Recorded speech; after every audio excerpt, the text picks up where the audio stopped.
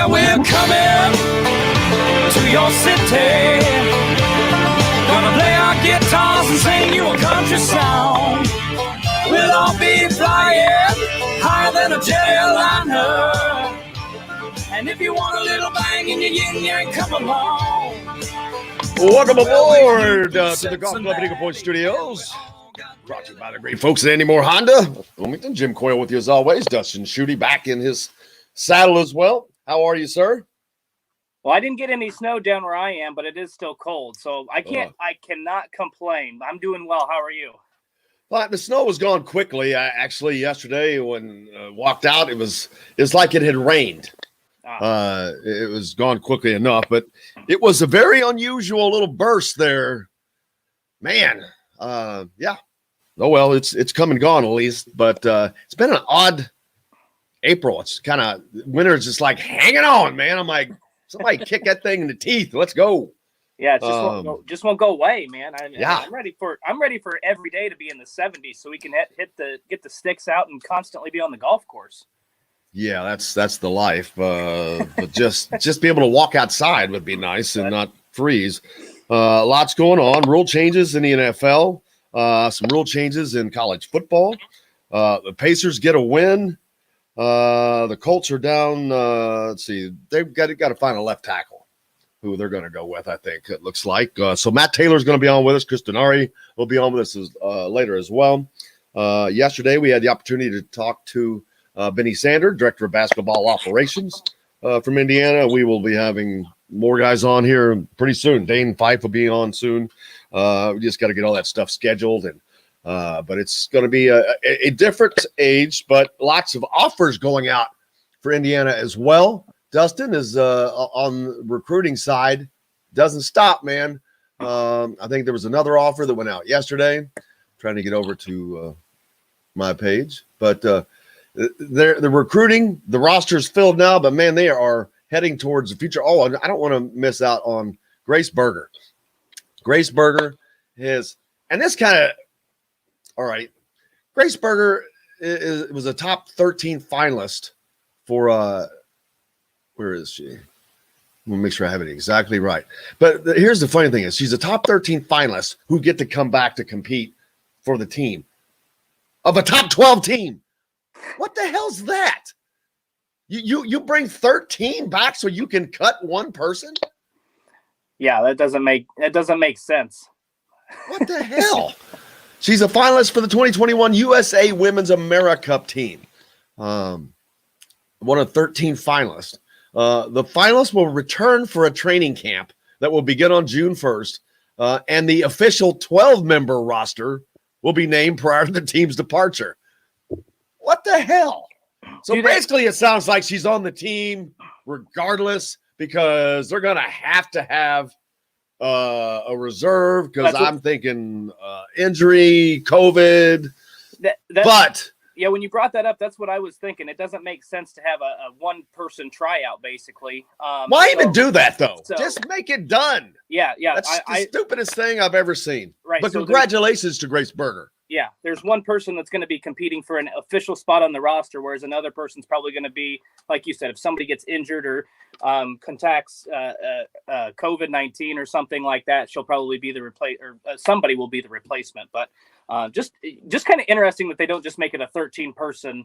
It's ridiculous thing, but competition, man, nothing wrong with competition. But I love Grace Berger. Grace Berger is a baller. I've said it for a year that she will leave here as Indiana, the best player in Indiana women's basketball history. Player. She's not going to be the leading scorer, but she will be the best player to ever leave here, in my opinion. Which, by the way, I think that's, again, a healthy sign for Indiana women's basketball because I feel like just a few years ago we were having that conversation about Tyra Buss. So the fact that you're able to continually have that conversation, she might be the best, she might be the, that's a sign of a program that's on the rise and growing, and that's a great conversation to continually have. Absolutely. That's how you have success in a program as they continue to roll. And they should be great next year, man. But yeah, she's a baller, man. I think she's going to be a pro. I've said it. She's just a complete basketball player. She's just good. And so just does this. You don't even know that she's out there other than all of the things that she's doing. Just very humble. Congratulations to her and the best of luck. But some college football rule changes. I don't know. You mentioned, didn't catch that.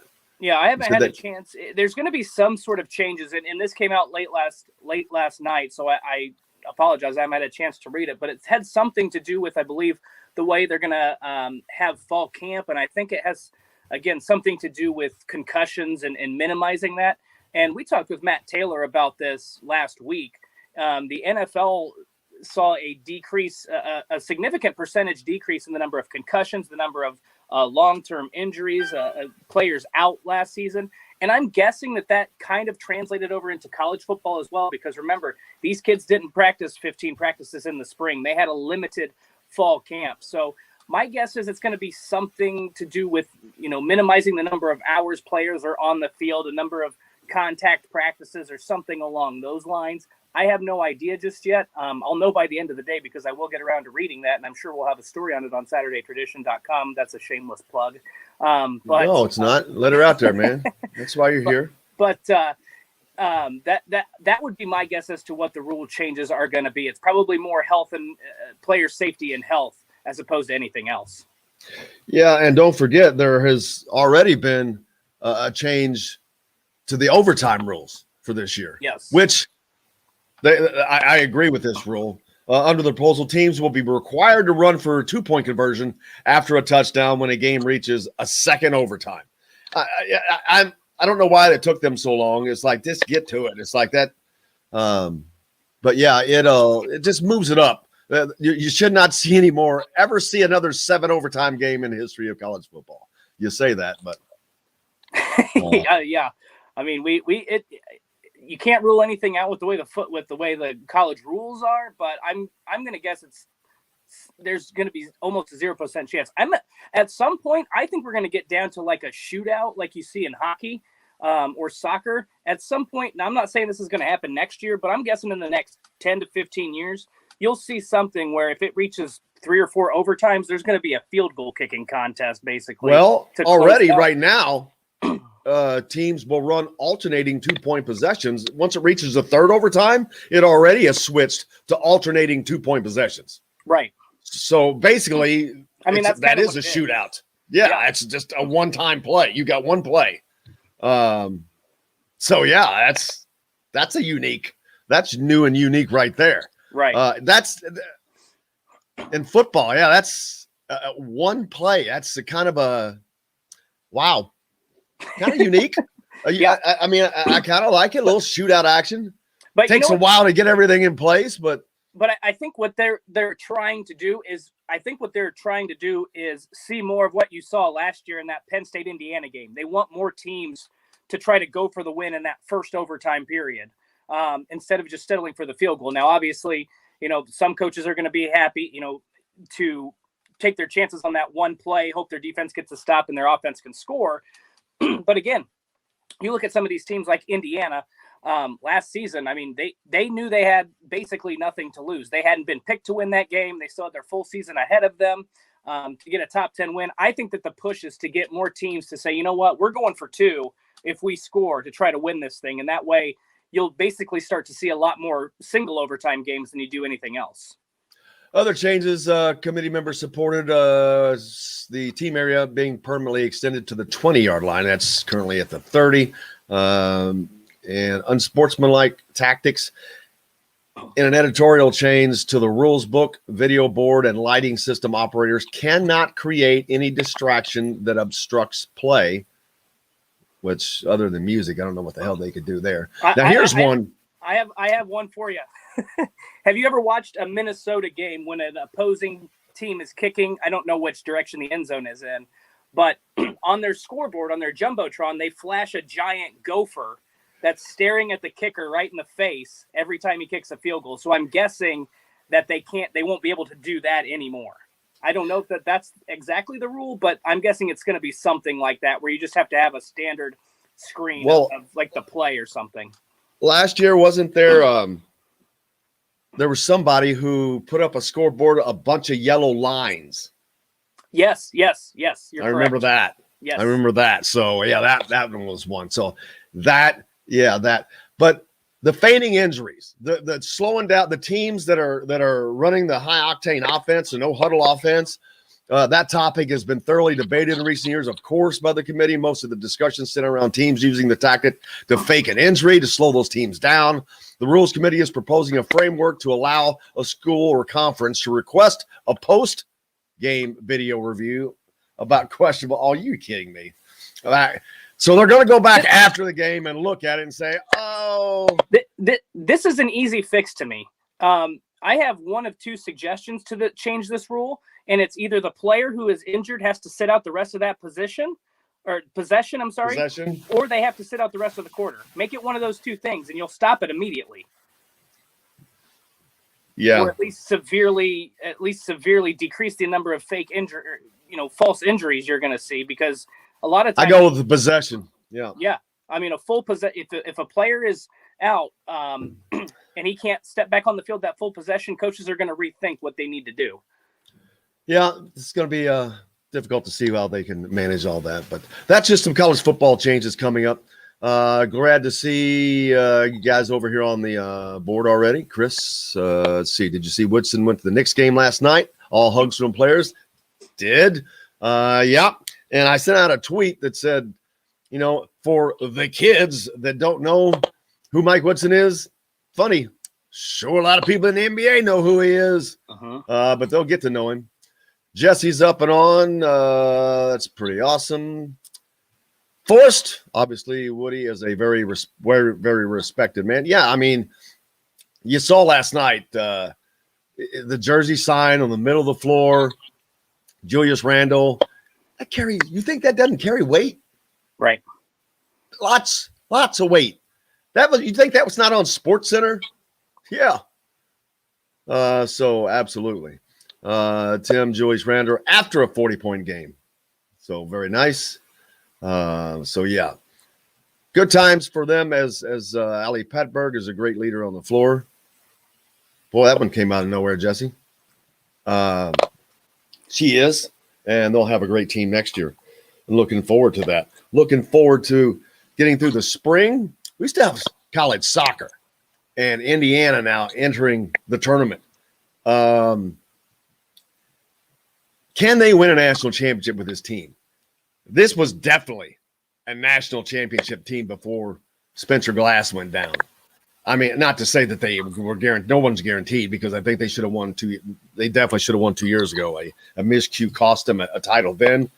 They definitely had another national championship team this year, and Spencer Glass goes down with a broken leg. Man, I mean, that hurts. But daggone, Victor Becerra goes berserk. They ought to call him Victor Berserk. I gave him a nickname last year, and I just gave him a new name, Victor Berserk, because he's like a Tasmanian devil out there. It's hard at this level of soccer for somebody to just stand out and dominate that much. In the Big Ten championship, he was just getting shot off after shot. And golly, but I can't imagine if they had Spencer Glass, if they had that weapon that was almost is equal to Victor, that, man, it just takes a lot away. But who knows? It's going to be interesting to watch. I certainly hope. We're going to try to get Coach Yeagley on here as soon as possible as well. Yeah, I mean, we've talked about this multiple times. It seems like whenever you flip the calendar to whether it's fall, winter, or spring, Indiana is doing some good things in a national tournament. And so, the fact that you were able to have that much success in so many sports right now, that's awesome to see. So hopefully, they'll have a strong run here this postseason. We got to take a break. Tim said he had a dream. He was playing for Bob Knight last night. He kept complaining about the ball not having a lot of air in it. So Coach Knight rolls a ball out to the ref and says maybe he'll quit griping. Man, stay off the acid, Tim. Stay off the acid, man. Say no to drugs. Sean, are there any rules against or NCAA violations to having Woody having some current NBA friends visit and potentially? Yes, you cannot scrimmage or work out with current players. You cannot have a former player. We've talked about that as a shot doctor. Todd Leary, AJ Guyton, Those guys cannot come in and work with players. They can go out. The players can go out and do that on their own, but they cannot come in and do that. It's kind of a stupid rule. I think, to be honest with you, it's an ignorant rule. But who knows? Let's see. Skipped Allen by chance. Is the Clowney kid IU offered a scholarship in South Carolina? We'll have to find out. Back with more to the Golf Club at Eagle Point Studios after this. Hey, Hoosier fans, whether you're looking for a new... It's a good question, though. Hey, Where's Jim, did you get my texts? What did it say? Well, just the break reminder. I didn't hear the little ding go off. I was curious if you had your notifications on or if you weren't getting They're always on. That text did not come through, though. Did you get the one from this morning at 8:15? Say both of mine said they went through. I have not received any text from you today. That is weird because that you got a fucked up phone, my friend. My phone is fine. No, it's not. Every time I send him a picture, it says no content. But you're the only person that happens from. Watch this. Watch this. I'm going to send a picture to Dustin right now. What galaxy do you have? What galaxy do you live in? I meant the Samsung Galaxy. Which one do you have? 9. Note 9. Well, I have the S10e. It's a newer phone than yours. That doesn't make any. Well, no, the Notes, they're on different. That's a different kind of phone. It's Galaxy. It's Samsung. I know. That's what I'm saying. I also have the same thing. So what service are you on? I have now. My service isn't the best. It's Metro by T-Mobile. Bing. Mobile. Bing. Bing. What is Metro by T-Mobile? It's their discount service. Then that's what it is. You're it's like having Cricket with AT&T or something. Okay, that's why it's discounted. You can't get this shit. Cricket. But what I'm saying is you're the only person that I can't get pictures from. I bet I'm not. I bet the other people that you can't get them from just haven't sent them to you. I'll show you proof later on if I need to. John, I'm just saying. How about what? You remember the jitterbug? That's what that reminded me of. The Cricket. Jitterbug. It's like a prepaid 200 jitterbug. Phone. Yeah, exactly. Hey, that's what you got to do when you're poor, just out of college family. Or you can't. It's not like I can afford Verizon. You are not lying. I'm not. You know what? We all go through it. We all go through it. How much is your service a month? Who are you talking to? Shoot. Well, so hold on. Well, we divide it between myself, my wife, and then my wife's sister because it makes it cheaper. Wait a minute. You got 3 some bitches. There ain't no way you can't go get a goddamn deal. We do have. I'm one by myself. We have a deal with this. Hey, we're back in 30. Let's quiet down. Destination: French Lick, West Baden, Indiana. You'll find great places to visit, to stay, to dine, and to play. We offer an up-close animal encounter with elephants and giraffes, lodging that is out of this world, world-class golfing, and a premier resort experience that is waiting for you on your next visit to French Lick, West Baden. This segment is brought to you by Bubba's 33 in Clarksville. Pizza, burgers, beer.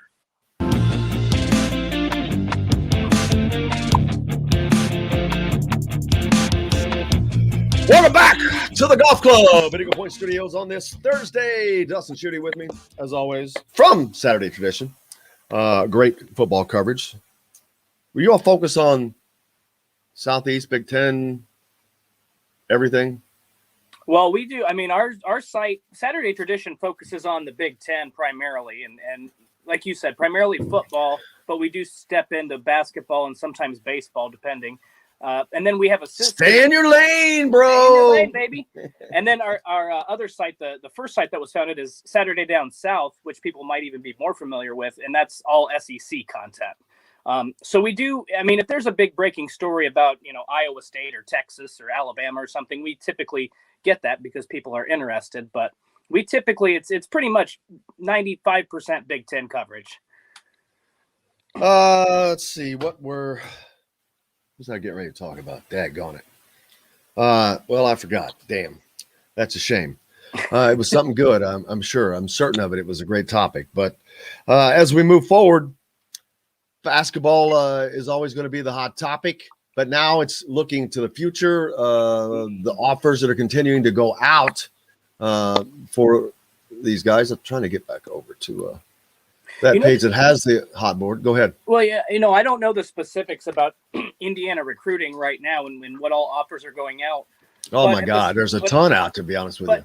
But at the same time, my point is that I think the number one concern when Mike Woodson was hired was how is he going to approach recruiting? And yeah, I think that's been answered already. Exactly. It's been answered quickly because he was able to get players from Indiana who are in the transfer portal back. He's able to get Trace Jackson Davis back. He's been able to get Miller Kopp out of Northwestern, and he's been able to get Xavier Johnson out of Pitt, an elite scoring guard there. So, and then he gets some commits this week. So I've been impressed with what Mike Woodson does. Obviously, having Thad Matta in the same building, having Dane Fife on staff, having Kenya Hunter on staff. Those are all big time hires, and that they're helping him on the recruiting trail. But I was never concerned about the basketball aspect of this. He's been coaching in the NBA for a long time. I don't think that's going to be a problem. My big question was recruiting, and so far he's delivering, and he's only been on the job for a month now.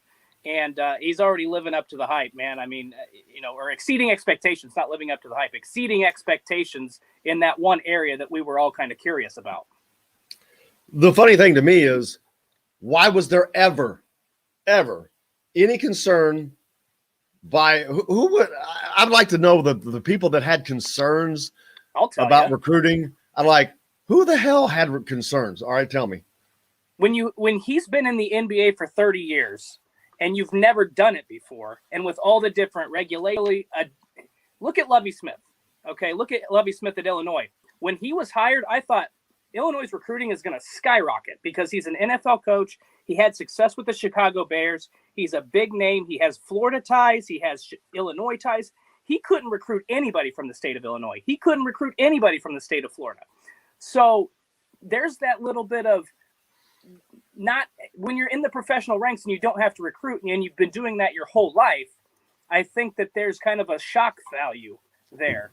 But I think the difference with Mike Woodson is he surrounded himself with guys who have been doing this for a long time, and that's helping him get in this process. So that was my concern because I've seen it on the football side where you hire an NFL head coach and he doesn't know what the hell he's doing on the recruiting front. And so that's why I was curious. I'm not going to say I doubted it. I think they already had that. They just got out of that. So, that was my big concern. I don't even want to say it was a concern. It was a big question mark because making that transition is not easy. So that's from my perspective. That's why I had some doubts. I think it goes back to the same thing, and it goes back to the same thing with Archie Miller. He had the personality of a corpse, and that carries over to the recruiting. True. I was told by multiple people he was not on the front lines of the recruiting until very late in the process for most of these kids. Well, they don't appreciate that. He was never. I mean, yeah, he played, but he was never. He was just an overachiever. So Mike Woodson is a storied player in a storied program, played in the NBA, coached in the NBA, but he's been around all these players that just did what? They just came out of college as recently as last year. Yep. So he hears these stories year after year after year. He's up to date on what's going on, but Thad Matta, Dane Fife, Kenya Hunter, Yasir. There you go. That's covered. But I promise you walk a Mike Woodson in, it's still going to sway even the kids because by the time he gets to them, they're damn well going to know who he is, and they're going to be impressed. Their dads already know who he is. So they're like, dude was back. He was bad, dude. He was a dog. So they're by the time he gets to them, I'm pretty sure every one of them will know good and damn well who Mike Woodson is, especially now that he's the head coach in Indiana. That's not going to take long. Boom. It's like that. Well, it hasn't taken long in the first place. I mean, already. But I don't think people – I think people knew – I think even kids knew who Mike Woodson is or was, but they know him as the coach. They don't know him as Mike Woodson, the player. But the fact that he's from Indiana, and he said during his press conference, I have a story to tell, and I'm confident if I get in the homes, these kids will be able to relate to my story. And I think you're already starting to see that. And that's a good sign. He's a guy that gets it, and he's got a ton of help around him from people like Dane Fife and Yasir Roseman and Kenya Hunter, who have been doing this a long time. So he surrounded himself with the right people. That was something that we griped about with Archie Miller. He never was able to make the staff changes necessary to improve recruiting or develop talent. So again, I had questions, but I no longer, it took a month for those questions to be wiped away. I think Indiana's going to be just fine and much better than they were ever under Archie Miller. I mean, that was not really a question anyway, but now I'm even more confident. Hey, Dr. J is on there, said 60 plus guys to recruit versus 12 to 13 guys, 4 to 6 guys per year. I'm sure could be a factor too, as far as recruiting capability. It's just the sheer fact that this cloud has obviously been lifted off the program, that now Indiana is going to become a destination school again. And by destination, I'm not talking about just the kids that are inside this state. It remained that for some kids, but not all. Indiana lost Trey Kaufman, just straight up lost him to Purdue. Well, no, let me repeat that. Archie Miller lost Trey Kaufman. If this happened a year ago, this is a completely different scenario, but it didn't. And so let's not pretend that it did. But it is what it is. And you start from here and you go forward. But again, a year from now, don't forget this transfer portal, it comes back around. This Right. one-time transfer, it's still there. Who knows a year from now what it's going to be like? It could this thing could be so fast. Now with this, the transfer portal has changed it for everyone. Oh yeah. Well, now good and bad. I mean, the Kentuckys who had the advantage for so long with getting the top recruiting classes, just out recruiting people. Well, unfortunately, that can still be the case, because now it's even worse, because now they go there already prepped. They go there trained. They go there with some skill given to them, which they probably wouldn't have got there as much. So, but well, it helps. I don't know that that's going to be the case. Well, Kentucky, I mean, John Calipari has always built his program on the one and done system. I mean, that's been that's been the intrigue. So all he has to do, and that's the only thing that's kept him in the game. If he continues to recruit at a high level and get 3 or 4 of those guys a year, all he has to, if you're able to add a glue guy from the transfer portal, that's all you need. But the one and done is going to be going away. Is that confirmed? No, but I mean, you would expect it to go away. Well, I mean, we've been talking about that for some time now. I mean, that's there's no reason for it not to. I don't understand. I don't understand it either. And especially now with the transfer, with all the availability of the kids, with the name, image, likeness coming, with the transfer availability coming, there's no reason for it not to return. I don't understand. I don't understand. I mean, I guess I get it from a standpoint of they don't make much money. But if I was a kid, I would go to the G League. I mean, I know that's not an option for everybody, but if I was just going to spend 1 year in college, I mean, I'm going to the G League to play against some of those guys who have played 3 or 4 years in college. That's another option that they have now. It is. I know. And I'm surprised more people don't take that avenue. Again, or you can do, was it Lavala that went to Australia? Ball? One of the Ball kids went to Australia. Yes. I can't remember which one, but yeah, you're right. Yeah. But there's just all kinds of routes, but but Indiana is the recruiting those worries are done. But the one thing that is not done is they need a big man. Well, they need another big man. Go ahead. Let me ask you this, because you're going to be more in tune with this. Do you think that Indiana and Mike Woodson go with the route of we need more one and done type of players, or are they taking the route of a Purdue or a Michigan State where they say we need guys to be here 2 to 4 years? I mean, or do you think it's going to be a mixture? Because when you everything's a mixture. when you have a, but I'm saying, do you expect it to look more like Kentucky or more like Michigan State? Michigan State. Okay. You've got to have you have to have you can't have culture without that. I agree. I mean, that one and done stuff you talked about, all those guys, yeah, they'll be like the Kentucky swag.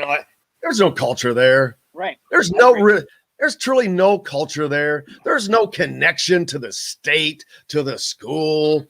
There's no relationship. This is culture being reestablished. A former player, a former NBA player with a dominant school that was known throughout the land as the land of basketball. Mm-hmm. And it's a completely different deal. That's a corporate kind of a situation there. This is grassroots. Right. This is a home-owned company that has grown up from the ground up. It became a Fortune 500 company and will continue to do it the way they've done it. They just got away from it for too long was the problem. Right. I agree with that, and I think that's the route they'll take, but it's just interesting to me because I think Indiana is going to be in contention for a lot more top 10 overall talent pieces, a lot more 5-star recruits with Mike Woodson. I mean, I don't know that, but I'm guessing. So it's going to be interesting because you can't really pass on those guys. But again, those guys tend not to stick around for more than maybe 2 years. So that's why I asked that question. I mean, obviously in today's game, you're going to have a mixture of that. You probably are going to have, ideally, you probably want 3 or 4 guys that are going to be there 4 years. And then that one and done guy. That's probably one of the best routes to get to the national championship. I mean, look at what Gonzaga did with adding Jalen Suggs. So I'm curious about that and what Indiana fans would like to see, because I think you're right. I think people want to see culture. They want to see players stay there 3 to 4 years. But in this evolving game and this evolving culture, it's not always the case. So I was interested in that take because you follow the recruiting much closer than I do on the basketball side of things, and it's gonna. I think it's just gonna be fun to watch because they're gonna be in the mix for a lot of 5-star recruits now. Well, Tamar Bates just was re-rated. The ratings for ESPN ratings came out yesterday, and he just missed being a 5-star. Is he a 5-star on Rivals? Well, I think those ratings come out again later. Okay. So we'll see. But regardless, because at the end of the day, those ratings only mean so much. Right. We know he's a good player. You look at his statistics. You look at his tape. I don't care what the rating says. Look at his film. And now he's coming in to get the development that he needs. But all these kids are getting the development that they need, and that's the crucial thing. Trace Jackson Davis, this team cannot be if they were almost a tournament team with Trace Jackson Davis playing at 70% at best by not using his offhand, by not having a jump shot. He's 70% the player that he could be. Uh-huh. That's why he's not an All-American first team. That's the difference. That's the difference between Trace Jackson Davis being a first team All-American, having a jump shot and an offhand. Let me ask you this question. This is why I was so not confident, but this is why I wasn't concerned about Mike Woodson from the basketball standpoint. If you gave Mike Woodson and the staff he has now last year's roster, how far do you think they go in the tournament? I mean, I'm not saying they're going to be the national champion, but I think they would have gotten to this.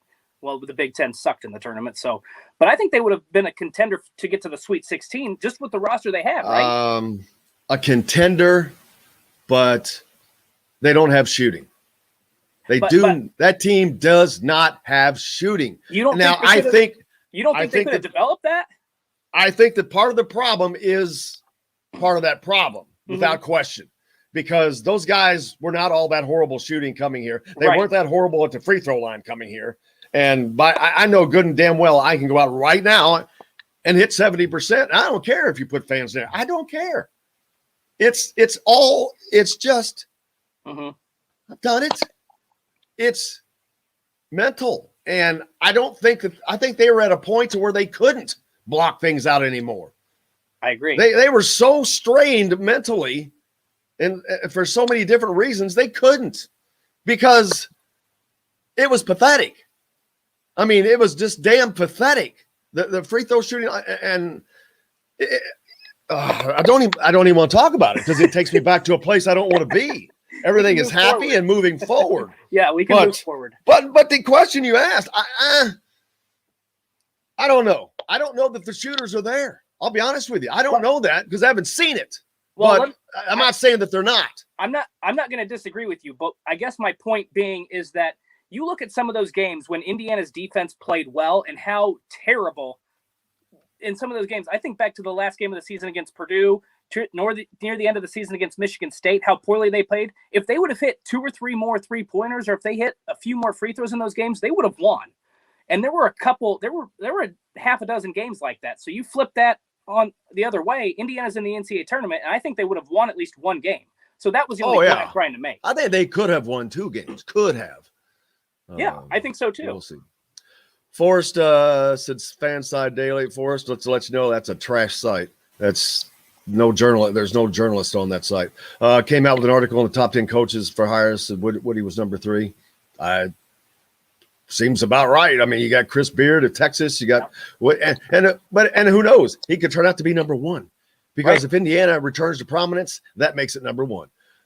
Sid, I like our footing with the coaches. They have in recruiting with a great season next year. Look out for the future. Oh, there's no question. I mean, like I said, this stuff changes at light speed now. Kenneth refuses to hold back any longer. He's just going to say it. IU next year. Oh man, what do you say? IU wins the Big Ten and makes a deep run into the NCAA tournament. We have a legit set of 4 high-level scores. Easy, slow your roll, Kenneth. Slow your roll, man. Yeah, I don't see that. I see them competing in the upper half of the Big Ten. I see them competing in the upper. I see them challenging in the upper quarter of the Big Ten. I do too. I don't know what the Big Ten is going to be like yet next year. First of all, nobody does because we don't know what the damn rosters are like yet. Probably won't know till it's September. like a freaking pro league now. It's like, hey, we got to get these rosters set. Yep. So I don't know what the Big Ten is going to be like next year, but regardless, I don't think it's going to be as good as it was this year. A. B. Indiana is going to be better without question, just on principle. Then you've added talent. That's going to raise them a little more because last year they should have been a 7-8 team had they had coaching, had they had development. They were a 7-8 team last year, not 10th or 11th. So they would be better this year. Man, they could fight up to that 3, 4, 5 spot. Who knows? But again, let's wait till we get closer to the season. Let's see what the rest of the Big Ten is like. So, but making those predictions now, that's nuts. It's just fun, but it's nuts because we don't know what the hell anything is going to be like. Well, he says it first. We'll give him credit for saying it first if it happens. Well, he beat all the reasons he beat the let's see, who is it? I think it's Chris or someone up in Michigan. Oh, he's always throwing out the predictions that Indiana is going to do it. Let's see. Where did I go? I'll let that off at that. Tim said, will there be, and on the road with the Hoosiers this year with Hubers and coaches and all that? Man, we are way, way, way too soon for that stuff. COVID, that's COVID. That's all I got to say. Every time I think that we're turning a corner, you hear something that the numbers are spiking or whatever, but I don't talk about it much from a medical standpoint because I'm not a doctor, but everyone was hoping for herd immunity, and that's not probably going to be the case from what I've read from Dr. Fossey, because there's too many people that are not going to get immunized, vaccinated. So that's going to be a large enough to keep it going enough, and that sucks. But I'm vaccinated, so I'm not gonna. But I'm concerned. I really am concerned that this fall is not going to be as fun as I had hoped it would be. Especially Monroe County has been one of the strictest in this state, still under guidelines, and bars and restaurants still under certain mandates. The mask thing, I don't have a problem with. The thing that gets me is the stupidity of things at bars and restaurants. Because if you didn't do the stupid ass things, I don't think people would mind near as much. But these ignorant things you do, like at a bar, you can't sit at the bar, but you can sit at a skinny table next to the bar. Right. Because that prevents COVID somehow. You can, and then you can sit at your table all you want without a mask. But if you get up to walk 10 feet to the bathroom, by God, you better have that mask on, because that's how you get COVID. Right. It's the stupid things that aggravate people. And I get that. But sometimes you got to do stupid things and deal with stupid things. But if they just wouldn't do the stupid things, we got to go, man. We're missing a break. So we'll be back with more after this. Welcome to your... Hey, feel free to come on and tell me. Sometimes just seeing you pop up so much that it doesn't always get my attention anymore. My name is good. I sent another message. I reset my phone. I thought maybe I just had a connection issue. I have no clue why you're not getting my messages. Because it says they're going through. And earlier you said even on your end that sometimes you can't receive phone calls. I wonder if it has anything to do with that. No. Living in the country, sometimes a phone call just doesn't connect is all. I'm sure you're getting messages from other people, right? Well, I have been. But because I've sent, I am trying to send a message right now that's not going through though. So look whose side it actually might be on, not mine. It's still my wife says go ahead. Still don't get the damn pictures for that cheap ass. I understand that, but I promise you, I'll show you later on. I get pictures from other people. I'm sure you do, but I guarantee you the reason you're not getting them from me has to do with that being on that cheap ass phone line with 3 damn people. What's it cost you? 3 cents a piece? No, it's like, let me think. 140 divided by whatever 140 divided by 3 is. You're paying more than I am. Per person? No, total. It's the per person though, is what you got to think about. You're paying $140 a piece? No, total. 140 divided by 3. Okay, you 3 some bitches are paying more than I am. That's what I'm trying to tell you. We're not all paying $140. That's what combined you are. Well, yeah, combined but that's 3 different people. That's 3 different incomes. And you have shittier service. You're paying how more much for do you pay? Service. Just how much by yourself do you pay? My rate is $60 a month. Well, then if you did that 3 times, it's 180. So that's more. I get an extra line. Oh, you have an extra line. Okay. This is the best part of the show right here. This is the entertainment. You should look at the comments of what they were talking about earlier. It is the best part of the show. That's in the summertime we'll have less content. It'll be more of this. It'll be more of a comedy show. Right. We're back in 30 again. So here we go. Hey, Hoosier fans, whether you're looking for a new or a used vehicle, Andy Moore Honda of Bloomington's got you covered. They're Bloomington's #1 Honda dealer for a reason. For deals like this, how about a new 2020 Honda Civic LX front-wheel drive lease for just $180 a month? Or a new 2021 Honda Accord LX front-wheel drive lease for just $270 a month. Andy Moore Honda of Bloomington, Bloomington's #1 Honda dealer. Come see us at the all-new Andy Moore Honda, now in Bloomington. God damn. Today's guest is brought to you by Reynolds Family Dentistry of Sellersburg. You need $1 million smile for those championship photos, and that's exactly what you'll get with Reynolds Family Dentistry.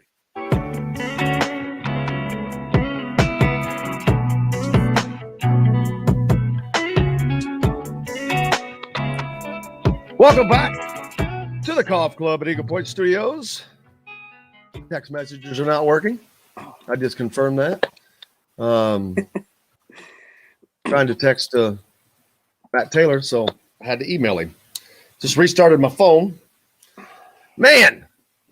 But it still has nothing to do with producer John's cheap service does not allow him that he has 3 people on a line paying more combined than I am by myself. Trying to teach him some economics here. We'll have that discussion later. Tim pays $105, and he's got 2 unlimiteds. Well, wife's got a hospital discount. Well, we don't have any hospital discounts. I'm not in the hospital. Yeah. I think. Look at that. Force is $35 a month. That's what you want. But I think that's probably the service you got already. Is that the jitterbug? It's got to be the jitterbug. How do I really feel about COVID, huh? I guarantee it. I'm sick of it. I'm sick of it. I'm sick of it ruining stuff. Correct. Seriously, I'm sick of it ruining stuff. I'm sick of it taking moments away. I mean, I hate to use American Idol as a stupid ass. See, all the damn text messages are coming through right now. You hear them? I do. I restarted my phone for some reason. But like a celebrity. Yeah, right. I just happened to catch American Idol the other night, and they were having the people on from last year because they didn't get to do their big moment. Mm-hmm. You know, that reminded me of the kids from the state finals that didn't get to do the state. They didn't get to make a state championship game last year. Right. All those moments that were lost. That, well, I look back in high school, man. I still love high school. Is that a slice of time that is just, it was just, for me, it was great. And I cherish all of those. I can't imagine losing an entire, especially, of course, my senior year would have been the best. If I would have lost that year, what a hole that would be in my life, athletics, everything, personally, because it changed everything.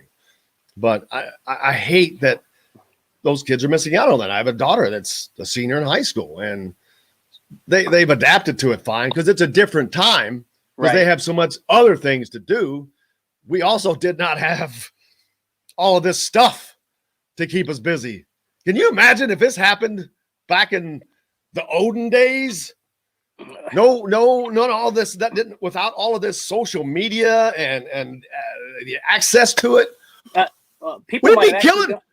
Man, the murder rate would have been up so high. I was going to say people might have actually gone outside and actually done something, went on a hike or played golf or, something to that effect. I have to say that as much as was lost, and in certain states, this certainly was not the case because obviously some states did not do this the proper way, in my opinion, and I'm not going to get into that. But I will give states and schools and governments credit because the push from some of these places to make sure that kids had obviously it was not a normal school year, but these kids had an opportunity to compete, whether that was, playing football in the fall or moving it to the spring, giving those student athletes and those kids a chance to have some sort of normalcy, something to look forward to. Because I think when you're in high school, obviously school is important, but you look forward to so many of those after school activities, whether it's you're going to be in the school play, whether you're participating in sports, whether you're in the glee club or, dance or whatever the case might be, it doesn't matter. And I think schools and governments, and not everybody was perfect, and certainly not every state handled this the proper way. But I know that there were a lot of good people trying to make sure that these kids had something to look forward to, because to just sit at home and just do your schoolwork and have absolutely nothing to look forward to, I mean, I can't imagine the mental toll that would have taken, especially on me as an 18-year-old. So I have to give credit to some of those people. It wasn't fun. It wasn't normal. But to provide at least a little bit of that normalcy, at least something to look forward to get sports back at the high school level, which we thought we may not see until 2021 or 2021-22. I commend a lot of people who did a lot of good things to make sure that we were able to get back at least some piece of before COVID. There's a funny one. Jesse gets his second Fauci ouchie next week. I haven't heard that before. That's a funny one. Let's go back up here where we saw some good comments. Yeah. Kidda says that Trace 19 points, Johnson 20 points a game, Stewart 21 points a game, Bates 22 points a game. those numbers will go down, obviously. Let's see. Parker Stewart scored that at a lower level. Bates, that's high school numbers, right? Xavier Johnson was on a smaller team. But the scoring, Kenneth is pointing out, scoring. You got score. You guys that score. Mm-hmm. That's Indiana did not have that. That's a multitude of guys that are looking and capable of scoring. Obviously, you have to have a system that fosters that, and I'm quite certain that will be the case this year. And it wasn't like, I looked through Xavier Johnson's statistics. I mean, that's a guy who can fill it up. I mean, he's a bit streaky because he had some games where he might score 6 or 8 points, but there are games he scored 32, 35 points. And Indiana did not have really that kind of guy who you could just, I'm going to go into beast mode here. I'm going to attack the basket. I'm going to get a layup. I'm going to get an and one, or at least I'm going to go to the free throw line. They didn't have that aggressive play, and he's going to provide that for him. I think he's going to be the biggest addition to that team, in my opinion, and that includes anybody coming back. There's a good question. Does IU athletics require all players and coaches to get shots? I don't know that that's even legal, but here's what I promise you, I can't imagine any of the coaches not wanting it. I'm guessing it's strongly recommended, but I mean, some schools do require specific shots and immunizations before you would attend college. So I don't know how that would be any different. Well, this is going to be, this is not going anywhere, right? Because there's not going to be herd immunity, because there's too many people that aren't going to get vaccinated, that it's going to allow it to stay around. So it's going to become like the flu. Right. It's going to be here. It's going to have to be dealt with. Hopefully not like it was in the last 2 years. I don't think that masks are going away. They're just not going to go away. Oh, I think I don't know. In some places, I think they will. In some places, the South, they already have. Excuse me. But in some other places, they won't. New York, conservative places, for certain aspects, I think. Yes. But I don't know. I'm not predicting. It's just what I think. Right. I don't know. My point is, I think you'll still continue to see people wearing them more frequently, but I think at some point you'll see all those, and it may be next year, but I think you'll start to see those restrictions lifted. But I think when you say masks aren't going away, I think that more people are going to wear them, especially in places like airports, maybe at stadiums and things like that. I agree with you on that aspect. I just don't think long term they'll be required every place, or even in certain places. I just think you'll see more people being more cautious about it. I agree, man. I agree. I wish we could get back out of this, because I want there to be college football like it was. All of athletics. Athletics is not fun without fans. I don't know that I ever thought about it, but how much difference the fans make in the game. It's like watching a movie without the soundtrack. I promise you, if you ever watch a movie without the sound behind it, it is totally different. That's why these guys win Emmy Awards for that. Yeah. Sometimes the sound makes the scene. That's a great comparison. It is, man, because I've watched makings of certain things, and how this Days of Thunder, even this composer they brought in, and how they study and all this stuff. It makes this so do the fans. They make the scene many times. I mean, when you see a guy posterize a guy on a dunk, it's cool, but without that noise and that scene in the background of people rising all in unison, it's not the same picture. Right. It's not the same picture at all. And it sucks. It just sucks. It sucks for them, for us. It sucks for everybody who enjoys that. I want to get back. And you know what's interesting is, I grew up in Indiana, so I grew up going to Purdue games, Indiana games, Pacers games, in front of these giant crowds at these giant arenas and stadiums. And I come down here and move to Kennesaw, and I start to go to more Kennesaw State basketball games, and there's not the crowd comparison. And so the difference is, you have maybe 100 people in the arena for this Kennesaw State basketball game. And I was a season ticket holder 2 years ago. And then for one game, they honored student athletes who had, I think, earned a 3.0 GPA or something. I don't know what it was. But you had all their parents. They had all the students in attendance. And it was so much different. And I don't think people that go to these games regularly where there's a sellout crowd no matter what quite understand the kind of difference. It's just kind of an expectation. But I can promise you it makes such a huge difference in the level of play you see even. And how these kids perform. It adds another element. It adds a level of juice and adrenaline. And so, my only point to that is I think we saw great basketball and great football last season, but I think the quality next season is going to look even better because you have that additional element. You have that extra adrenaline. You do have to create your own juice still, but you also have, 80,000 people behind you cheering you on. And that makes a huge, huge difference. Yeah, we've got to take a quick break. Chris Denari is going to join us next. Matt Taylor is going to join us after that. Talk some Pacers and some Colts.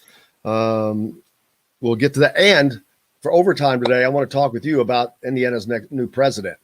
I put out a tweet last week. I should have just tagged you in it. Said a friend told me that she didn't miss a basketball game down there. That was Dustin Schutte. That said that, of course. But we'll be back with more from the Golf Club Eagle Point Studios with Chris Denari right after this. Hey, Hoosier fans, whether you're looking for a new or... Hey, Chris Denari, how are you, sir? Oh, there he is. Hey, guys, how are you? Great, sir. How are you? I'm doing wonderful. Coming off of a win, so that's always good. Yeah, we needed that. Hell, I think our tallest guy last night was 6'7". Are you really? Yes. Yeah, because we had all our centers are out. I knew that they had lost. I didn't.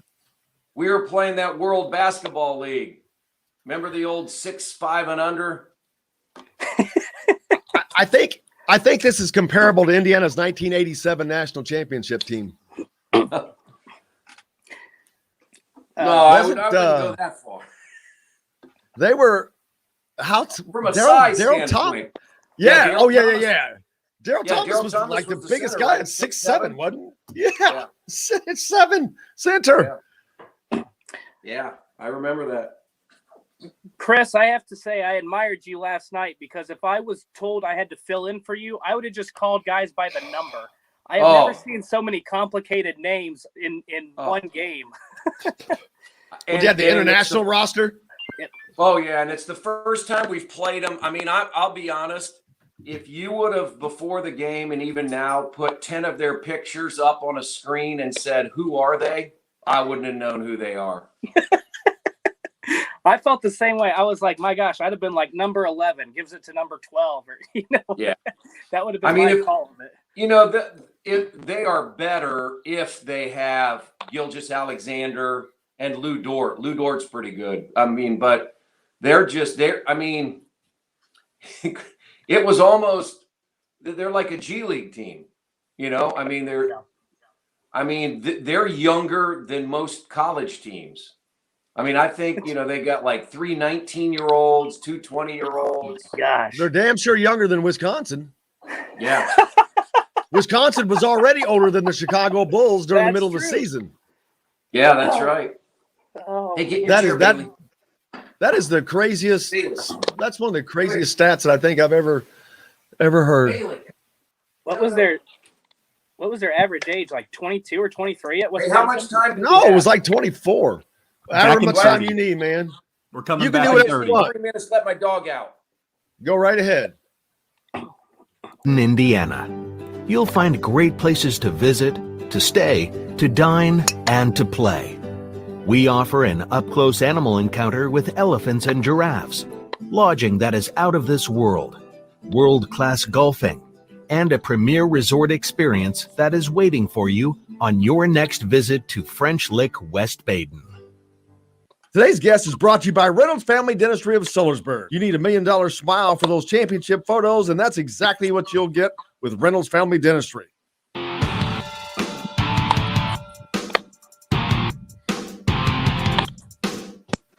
Welcome back to the Golf Club at Eagle Point Studios on this Thursday. Jim Coyle with you as always. Dustin Schutte from Saturday Tradition as well. And we're being joined by Chris Denari of the Pacers. Going to step in here in a second. Pacers coming off of a win last night over the Oklahoma City Thunder, 122-116. But, man, I think that is probably going to be too little too late, Dustin, as they're probably – playoff hopes are just fading right now as the injuries are mounting. Yeah, I mean, but – it's going to be tough with, again, Chris has talked about that new playoff format, so there's still a chance that they could squeak in, but you're going to saying there's a chance. They're saying there's a chance. They're going to have to win some big games here down the stretch, and the interesting thing to me is a lot of these games are at home, which you would prefer, but at the same time, the Pacers are playing so much better on the road than they have at home. It's almost like I wish they could send a message to the NBA and say, hey, can we go ahead and play these games on the road, please? Because for whatever reason, they're playing better than they did at home. But Chris, I just have a question from last night's game, and I'm going to preface this by saying I know Oklahoma City is not the best team. I know that they're on a 12-game losing streak or something at this point, and they're very young. But I almost enjoy watching these kind of games where some of your best players are out, because I think that there's almost this factor, whether it's subconsciously or knowingly. We have nothing to lose. And I thought that the Pacers last night with so many guys, Edmund Sumner, O'Shea Brissett, all those guys playing so well last night, there was like, we got nothing to lose. And I thought that you saw that throughout the course of the game. And they obviously had some hiccups, but I was just impressed with the mindset that they had, knowing that they were so shorthanded.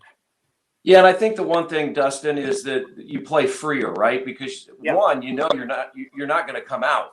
I mean, because there's really not there's not a lot of places you can go. They only had 10 healthy bodies last night. They only used 8. He only used an 8-man rotation. And so that's what Quinn Buckner talks about a lot of times. A lot of times a guy will come off the bench and feel pressure that he's got to do something, and knowing that that hook may come, right? You don't come in and perform off the bench, you're going to be taken out, and that starter's going to be put back in. But I think with these guys, and especially with Sumner, Bataze, when he's played of late, he was hurt, of course, last night. They've gotten opportunities to play, make some mistakes, and that's how you get better. And I think last night was just one of those cases you had to ride guys a lot of minutes. Brissett played 42 minutes. He played the first 19 minutes of the game. It was good to see. It was fun. It was a lot more fun than Monday. The Monday game against San Antonio was nearly a dreadful experience. San Antonio played well. The Pacers had their worst shooting performance of the year. So you knew it was going to be better than Monday. You just didn't know if the Pacers would have enough to win, even against a team like Oklahoma City, because one of the things about OKC is a majority of their games are close. They can't win, but they will push you to the end. And that's what they did last night. The Pacers really could never get separation of more than 10, 12, 13 points. And if you let a team like Oklahoma City hang around a lot, to your point, Dustin, they're just playing, right? They sort of don't even look at the scoreboard. They're young. They're trying to find themselves. They have guys that are trying to stay in the league. So sometimes that makes for an exciting game, and I thought that was the case last night. And a lot of times, last night I thought it was interesting. I made the comparison of like the Spider-Man meme, where they're just pointing at each other, kind of looking in a mirror, because Oklahoma City's played a lot of close games, and the Pacers have been in those situations too, where they're playing in close games and they let fourth quarter leads slip away. And at some point in that game last night, I thought it was going to happen again with maybe guys getting gassed, but it didn't. Do you think, even though you had some of those guys out and you still had Malcolm Brogdon, you still had Karis LeVert, do you think that getting over that hump, winning another close game, gives this team maybe a little bit of confidence moving forward, because they have to try to make a run here to stay in that playoff picture?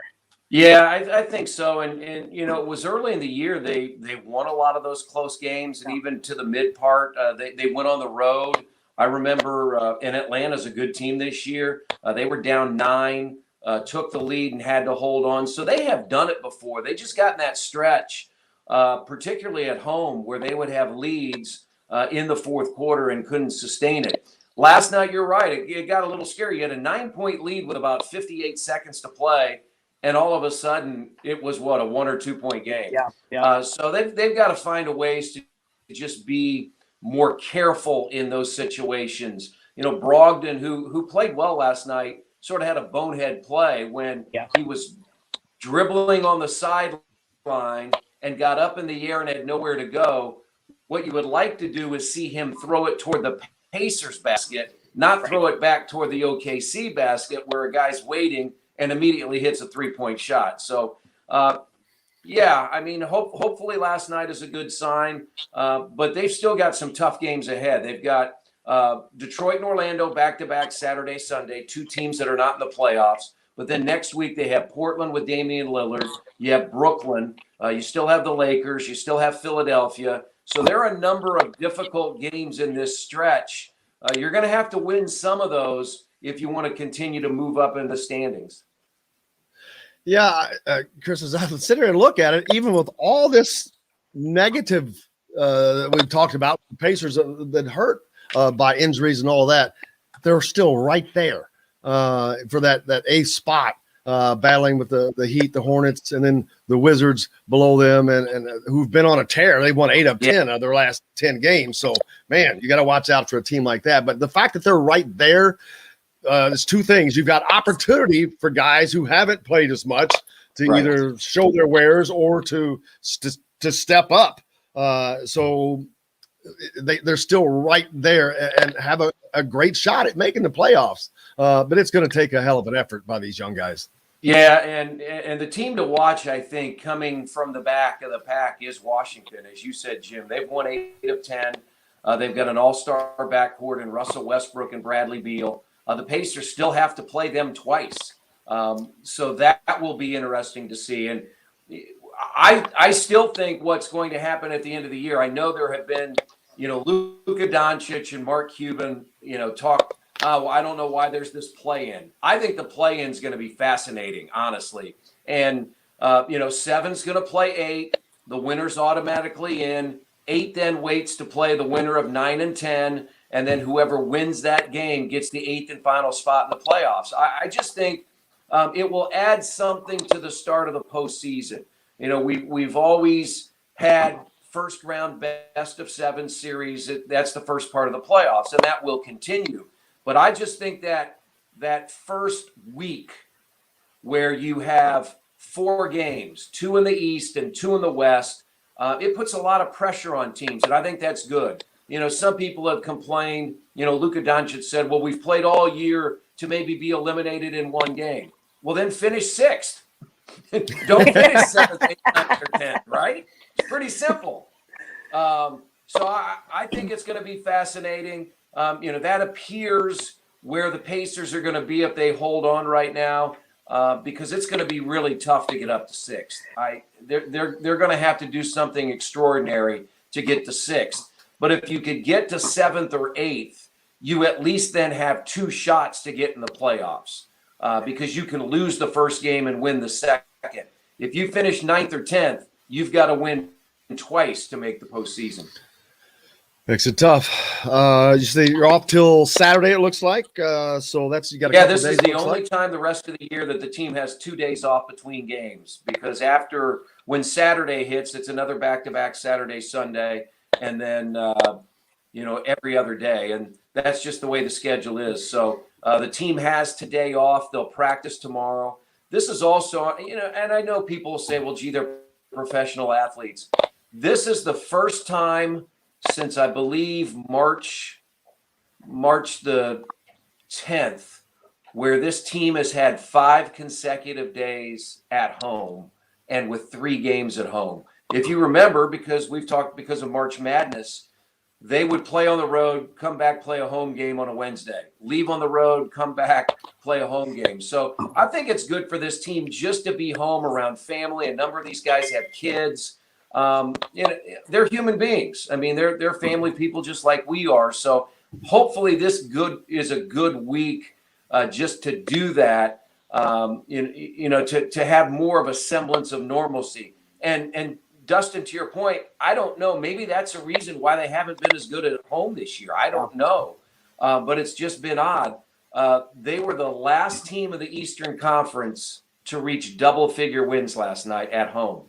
That was their 10th win. And this is a franchise that has the longest active home court winning streak at 31 straight years. So it's just really odd to see how poor they've been at home this year. Yet they've been one of the better teams in the NBA on the road.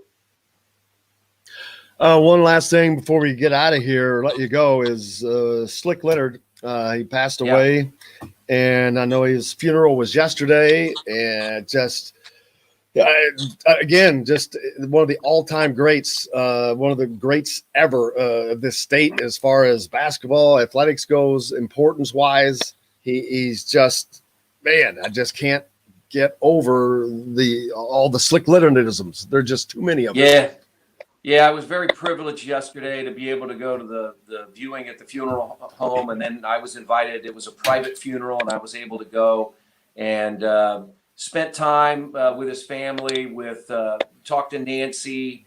I worked many years ago at Pebblebrook Golf Course in Noblesville for 4 summers when I was in college, and I worked with Slick's son, Billy. So I've known Billy for a long time. So it was good to be there and show support.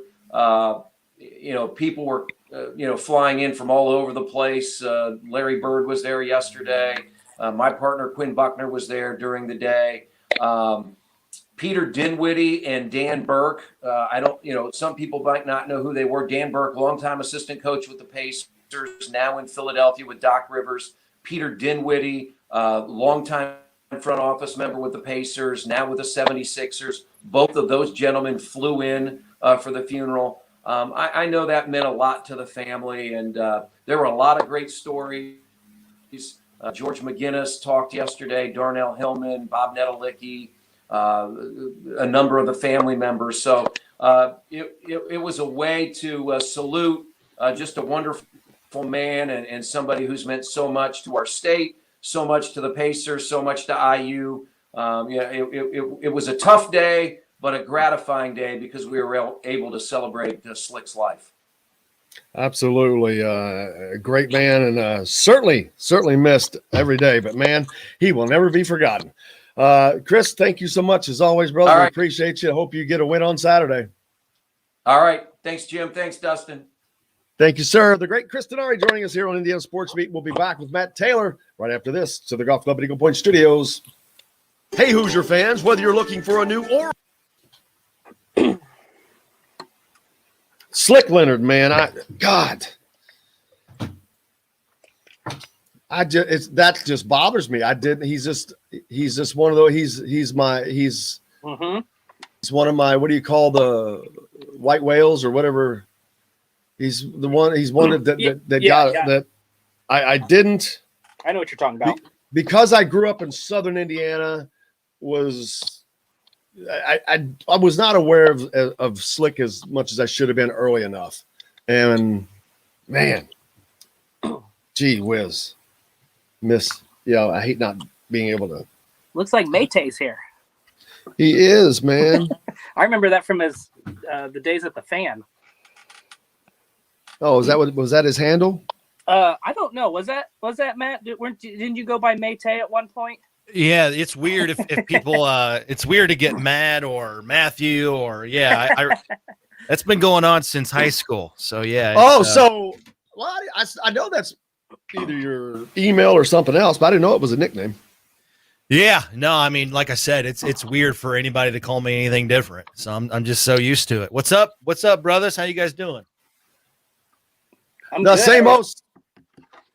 What is that we're hearing in the background? John? I don't hear John? anything. Okay, well. Hello? What are you hearing? Something is playing in the background. Nothing is playing on my end, so I don't know what We got nothing. The show from the other day is playing somehow. It's probably on your computer. There's nothing playing. Dude, on mine. I haven't touched anything. I'm going to close my everything out then. I didn't touch anything. Dustin, you don't hear anything, right? I don't hear anything. Matt, are you hearing anything weird? It is mine. Okay. Negative. There we go. At least we I know don't where know why the that- source is. I don't know, but why that just flipping started? I wasn't even on that screen. It didn't come through on my end, so you're good. Yeah, I didn't. I know it was in my ear. Crazy. Anyway, did you ever get the Maytag man? You should have been the Maytag man in football, man. There you go. Yeah, We're back in 30. Save this convo for. We never went there. We never went there. Hit you like a refrigerator. But these are stressful times, and it's important to also practice good self-care. It's normal to feel overwhelmed, anxious, or afraid, but there is hope. Reach out to someone, connect with your friends, stay in touch with your community, and know that you are not alone. Learn more at wearebroadcasters.com/hope, furnished by the National Association of Broadcasters and this station. Today's guest is brought to you by Reynolds Family Dentistry of Sillersburg. You need $1 million smile for those championship photos, and that's exactly what you'll get with Reynolds Family Dentistry.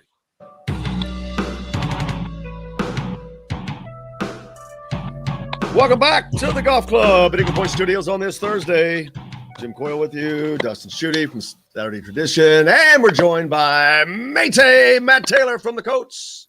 How are you, sir? What's going on, fellas? Good to be with you again. What's new? Good to have you back as you prepare for the draft. I know the Colts need a defensive tackle, so I cannot fill in there. I don't have the weight. But if they drop down, they need a wideout or a DB. I still got still got some wheels. First, I want to know: did the leg freeze the other day? Are you still ice skating down there, or what? If it didn't, it missed a good opportunity. I'll tell you that. I could have skied over there yesterday. It was terrible. I was like, are you kidding me? It was 420 and it was snowing. I thought the grass usually grew high on 420. Take it easy. You're going to get me in trouble on a family podcast here. No. Oh man. No, I thought I was really mad because I've got a lot of trees in my yard, and I don't know quilts. Yep. I don't know what kind of tree I have in the front, but this tells you what kind of horticulturist I am. But it's all I know is it's pretty, it's pink, it's got pink leaves and whatever. It's nice to look at. That's all I know. But anyways, the amount of snow and the amount of ice on this thing on Tuesday night was so much that like a third of it just like it cut off. It just fell over. And so I wake up on Wednesday, whatever day that was yesterday, and I'm on the phone with tree people trying to remove a third of this beautiful tree in my yard. I was really, really mad about it because it's hassle. Thanks for giving me a hassle when it snows in April. But now, that nice tree that I have it just looks all wonky now. And it's right in front of my house and it sucks. I hate when something looks wonky. That's the worst thing in the world. It sounds like me, wonky, just walking down the road. This show is wonky. There you got that. It is today, man, because we're dealing with this snow. It was snowing yesterday while we were doing it. I couldn't believe that. I was like, are you kidding me? But, oh, well, when I went out, it looked like it had rained. So hopefully we're past that and we'll get to it'll seem like spring again. As we're heading towards the draft, I saw yesterday that there are a lot of tackle options that were listed out there. Obviously, that's something that the Colts have to get taken. It's a left tackle on top of that, isn't it? Right. Mean? Yeah. Left tackle, defensive end. You can throw in cornerback, and there's no wrong answers. And I think that's where we get a little bit confused because Anthony Costanzo decides to retire in the offseason, and so everybody starts sounding the alarms around here. You got to draft the tackle in the first round because you got to replace him. You got Carson Wentz coming in. You got to protect the franchise quarterback now going forward.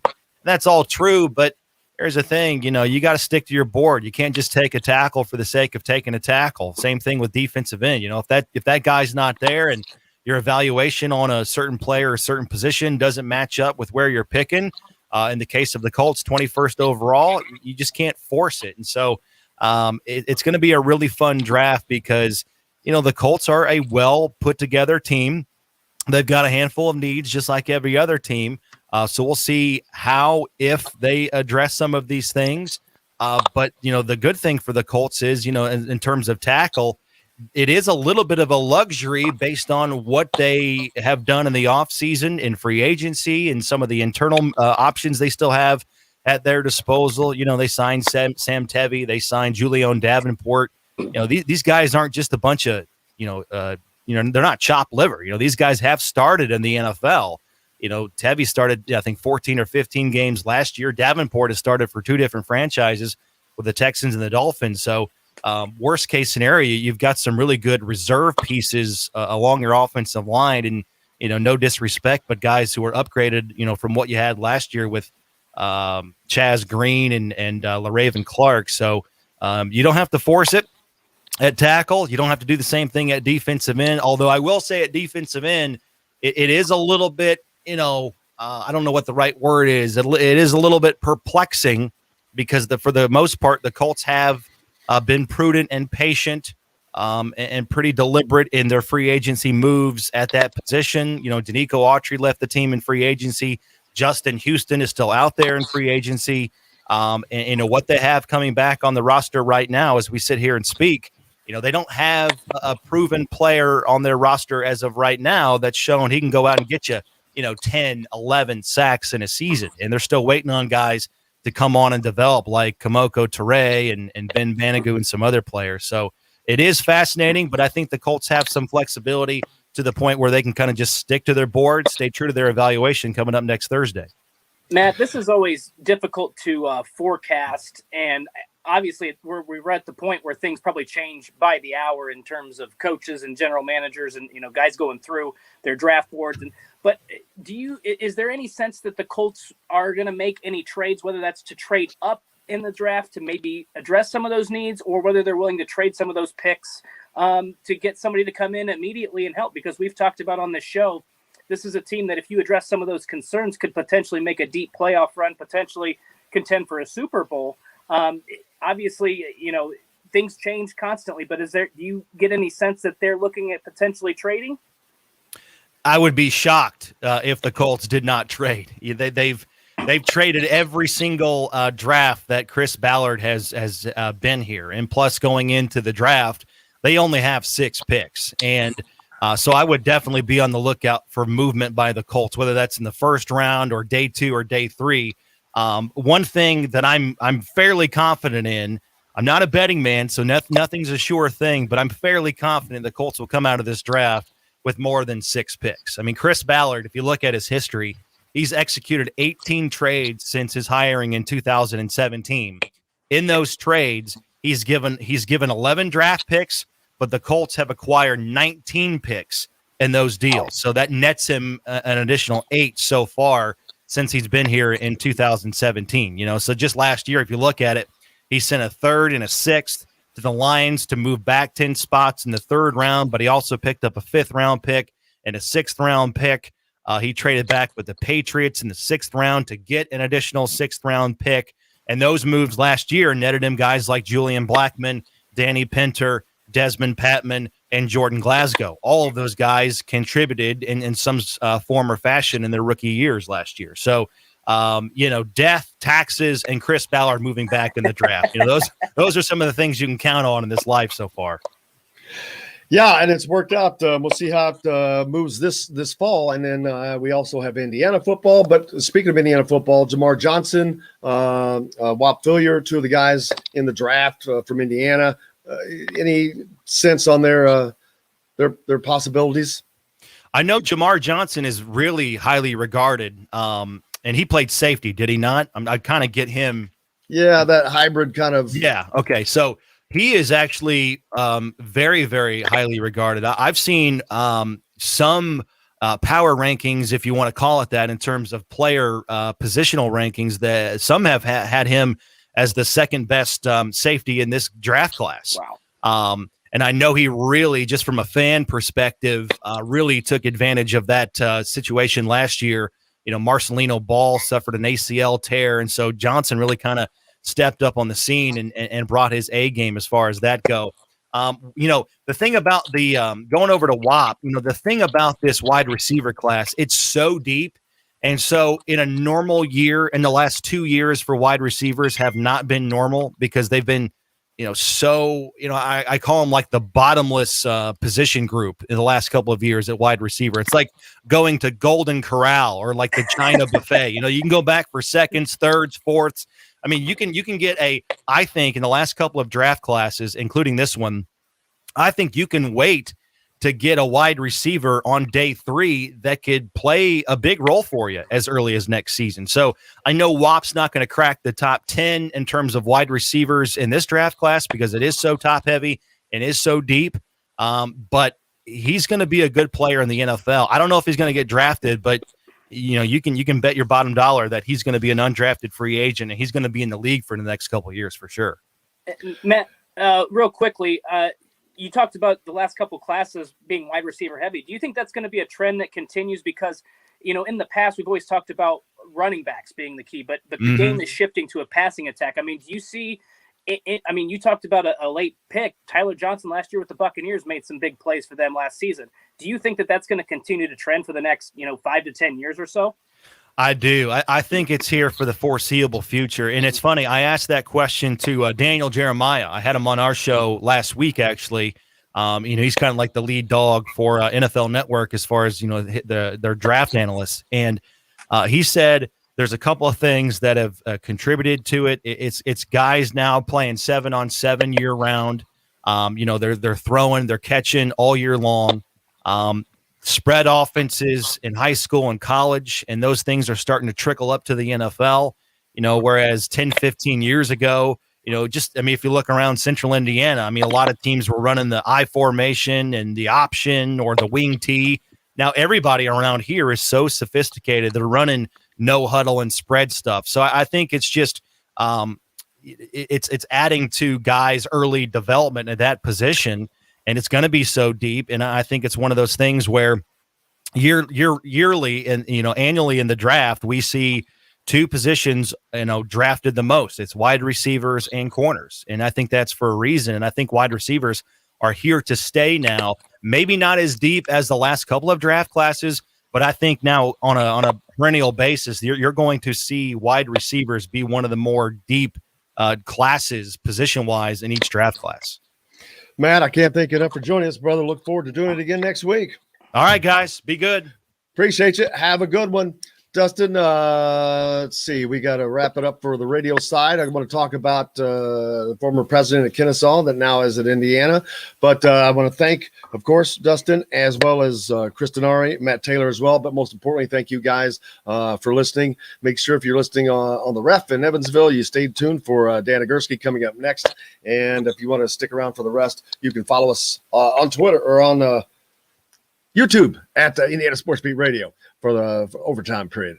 Until tomorrow, for everybody else, I'm Jim Coyle. Go out, wear your mask, do something nice. Until then, I will see you on the radio.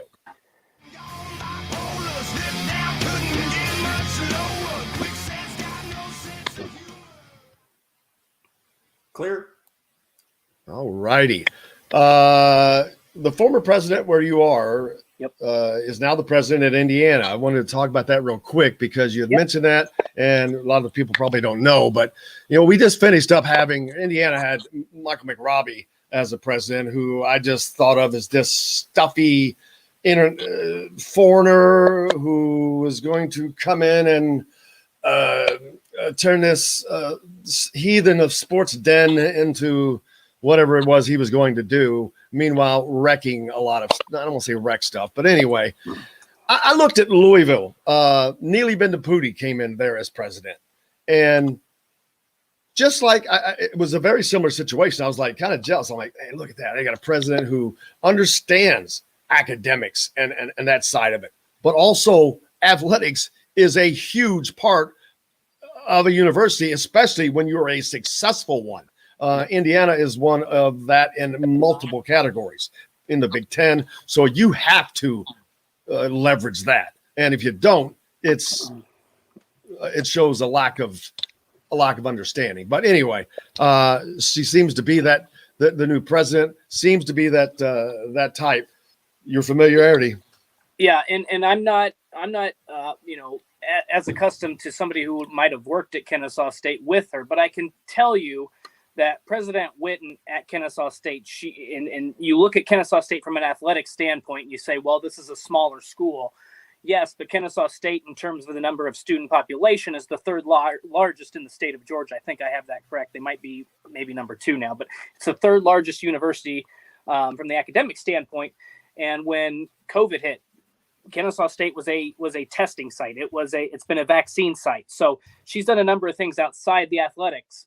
From the athletic standpoint, this was a school that 5 or 6 years ago did not have a football program. This is a program that has the most successful 5-year stretch for a kickstart program ever. And so they've been able to get success and maintain that success. I was a season ticket holder for the basketball season in 2019 and 2020. I went to games in the 2018-19 season. I was not at a game where she wasn't attending. Actually, she sat 2 rows behind us where our season tickets were. She was always at the game. There is a section in the Kennesaw State Convocation Center, which is where they play their home games, where up above it's like a suite for donors. She was frequently up there mingling. I remember a game where they honored student athletes who had, again, I think it was like a 3.5 GPA or some sort of academic achievement. She was on the floor shaking hands with all of those student athletes who had accomplished so much on the field, on the court, and in the classroom. So she understands how important athletics are to a university. She's also very smart. She also did a lot outside of this. So she's very active. I think she's got a great personality. Just knowing people that work at the university, she sends out I think like a weekly or a monthly, newsletter, like written by Witten or something like that. She's very active. She's very engaging, and she understands athletics and the role that they can play. So I think that this was a great hire. Again, I'm not as familiar and I'm not in the world of academia any longer, so I'm not going to speak to that. But based on an outsider's perspective, that mingling, that constant attention to detail and building successful. She wanted Kennesaw State to be a premier athletic program in the ASUN and the Big South and other conferences that they compete in for multiple sports. And I'm not so sure that every president out there understands that. I mean, look at what happened in the Big Ten just a few years ago, last summer, when all this was happening about whether or not we're going to have football and basketball and the discourse and the lack of communication. I think she would be more like the Ohio States, the Iowas, Nebraskas, than she would be the Michigans and some of even Indiana with Michael McRobbie. So again, this is an outsider perspective. I'm not going to say that, I don't want to get everybody's hopes up, but I think that this is a vast improvement. And I think that there's a reason to be excited about Indiana's future academically and athletically with her now as the president of the university. Not only that, but you add into that Scott Dolson in the role of athletics, yes. Mm-hmm. Director of athletics.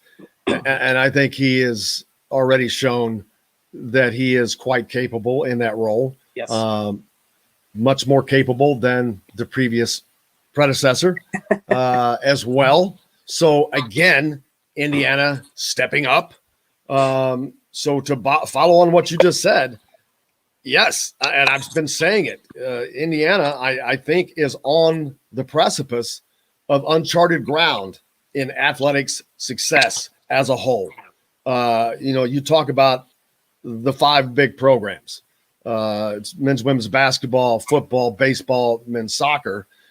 Well, you can add women's soccer into that now. They're a ranked program with the coach that has been brought in from Europe. Raise the level of that program. So it's the level of success as a whole. Baseball. I mentioned baseball. It could be crazy because when you add football into the equation, Indiana's never had. They had some success in the 80s with football, decent years, but that was mid-level. That was upper mid-level success. It was not boom. It was not the success that they're on the precipice of right now. They just played in the Outback Bowl. They played in back-to-back Florida Bowls in January. They were not at that level. And they've never been at a level where both men's basketball and football were successful at the same time, period. Right. Forget about those other programs that are successful also, but the 2 bell cow programs from a financial standpoint, what that means, but a branding standpoint, what that means. Football is still the bigger sport in America, college football. And if Indiana can add that to their sports resume, that puts them on par with the biggest schools, period.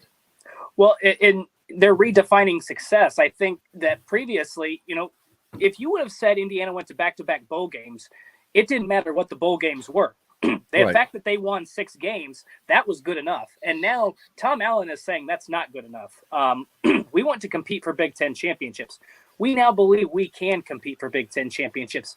And so when you talk about, it's funny because I think a lot of people still believe, maybe not a lot, maybe I'm being too, I don't know what the right word is, but from a simple number standpoint, what can you look at Indiana's basketball arena. You can fit 18,000 into Assembly Hall. You can fit 60,000 or whatever the case might be into Memorial Stadium. So from your ticket sales, that's gonna that brings in more money from concessions, from parking, from tailgating, from all these other events.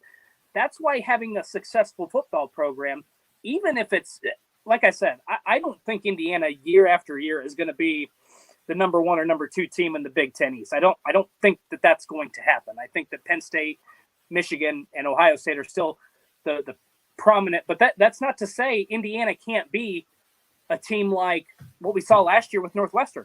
They can sneak in and they can compete for the division title once every 3 or 4 years. Why can't they? And I think that is going to draw in more fans. You hit on a great point a week or two ago when we were talking about this, and that football almost rose to prominence at the same time basketball was dipping. So it gave fans an opportunity to see a successful program and be excited about a successful program while basketball was down here. If basketball was winning national titles or making Final Fours, winning Big Ten championships, I still think the football team might get overlooked. But the fact that it's been down for 4 years and Tom Allen brought excitement, he put Indiana on a national map, I think that it's boding well. And again, you're talking about raising a new generation of Indiana fan where the football is good. It's not the laughingstock. They're not finishing last in the Big Ten every year. That's going to help. So it may take some time, but in 10 years or so, if Indiana continues this trend where they're frequently in bowl games, they're competing for Big Ten championships once every couple of years, this thing can blow up. I mean, it could be huge. I'm not going to say it's going to be like Ohio State because that's decades upon decades, but why can't you be a Michigan? Why can't you be a Michigan State where you're constantly a contender in just about every sport you're playing? It takes a ton of hard work, and you have to have the guy like Tom Allen to make that work here. It's tireless. Yes. I mean, if he could bottle Tom Allen energy and sell it, that dude, wow, he'd make more money than golly, I can't believe I couldn't think of Dabo Sweeney's name. He'd make more money than Dabo Sweeney. I mean, the energy it takes to do that at an Indiana, it's hard. I mean, but he runs on that stuff naturally, man. But they're there, and we'll see how it ends up. But looking forward to it. Looking forward to how the summer goes, and then how the fall comes in. There's gonna be a lot of excitement, and I'm here for it, man. But I'm hoping we get back to be able to fans in. That's all I care about. Get the fans in. Yeah, and you talk about. I just want to hit on this point too. I think Indiana has done a really good job with their last 2 hires in football and now basketball, in that you look at places like the last hire in basketball. You meant to say the last hire in basketball, the last hire in football. So Tom Allen and Mike Woodson, they have done a great job in hiring people who consider Indiana to be a dream job. Already, Alabama is considered a dream job for anybody. Ohio State is considered a dream job for anybody. Indiana is not considered a dream job on the football standpoint for anybody. So for Tom Allen to have that and to build that, he understands like he's not dumb. He knows that Indiana has been at the bottom. It's not the top tier program. It's not going to get all the interest that basketball does, but he's building that. You bring in Mike Woodson, who can put in Indiana back on the map in college basketball. That's really good, because if they continue to have success for the next guy, Indiana might be a dream job, and he may not have a connection to Indiana. So I just think it's so important. And Indiana right now in the 2 biggest sports, they have made a priority in having their head coaches take pride in the community and having take pride in Indiana University. And I don't think that that's stressed enough, because that's so important at a place like IU. And they've done just a great job making these last 2 hires. Absolutely. Couldn't agree with you more, man. I want to thank everybody for joining us. Fans, appreciate you. Appreciate all your comments. I hope you guys go out and have a great day. Same with you, Dustin. Look forward to doing it again next week. Tomorrow, back. We're going to be live tomorrow from the mansion at the Pete Dye course at French Lick. So it'll be fun. Verdell should be on with us as normal, but I don't even know who else is going to be on tomorrow. So Dana should be on with us. Dana Hunsinger Bingbo from Indy Star. She had another great article out yesterday on Brian Braze works for IU, has a brother, AJ. If you didn't see the story in the Star, but Dana's story, you need to go read it. It involves Slick Leonard. Did you see it, Dustin? I saw it, but I have not read it yet. You got to read it. You got to read it. Nothing completes the Slick Leonard legacy like this story. And it has not been known. It was not publicly known until he just passed. So it's damn sure worth the read if you haven't. Dana will be on with us tomorrow, though. We'll talk about it. Thank you, guys. Appreciate you. Of course, appreciate Dustin. Appreciate Chris Denari. Appreciate Matt Taylor and everybody. But most importantly, you guys. Without you, there is nothing for us to do. But please wear your mask. Go out and do something nice for someone. Until tomorrow, I'm Jim Coyle. I will see you on the radio.